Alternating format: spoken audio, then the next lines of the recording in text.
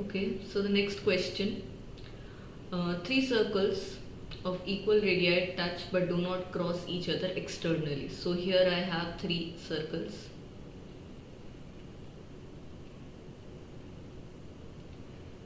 They have radius equal to r, so this is r. This will also be r, and the third will also be r. X and y are drawn such that both touch but do not cross each of these three previous circles. So it is obvious that one will be a very small circle here in the middle, and the other will be the bigger circle like I have drawn. If the radius of x is more than y, basically, so the radius, this is x and this small circle is y. The ratio of the radius of x and y is what? So let's find the radius, both the radius in terms of r. Because we need to find the ratio of the radius, r can get cancelled out. So first of all,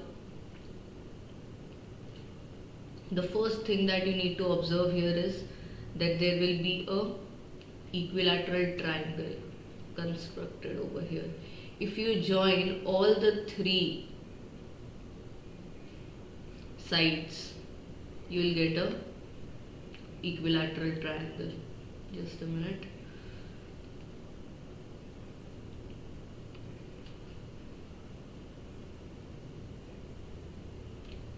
So this is an equilateral triangle of side 2r.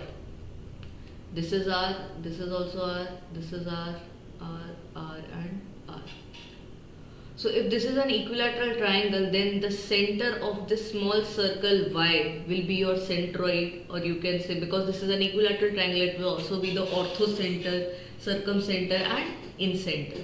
So if we talk about centroid, then centroid divides a median of a triangle in the ratio 2:1. So if I draw a median or an altitude from here, this part will be in the ratio 2:1. So what I can say is height of this equilateral triangle will be what? Root 3 by 2 into side, and root 3 by 2 side is what? 2r. Okay. Now this part, which is what the center, the radius of, if I zoom it in,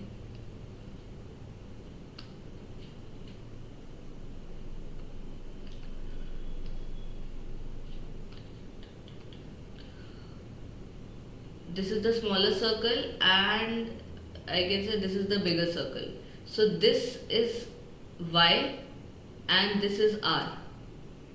So y plus r is 2 times of this height, 2 by 3 of its height, right? So what I can write as y plus r is equal to 2 by 3, because this is the ratio 2:1. So 2/3 of root 3 by 2 of 2r.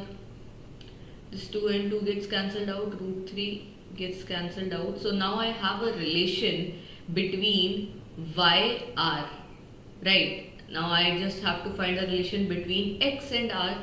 So let's first write this equation. Y plus r is equals to 2r by root 3. So y plus r is equal to 2r by root 3. Now if I have to find the radius of the circle x, the greater one, it will be what?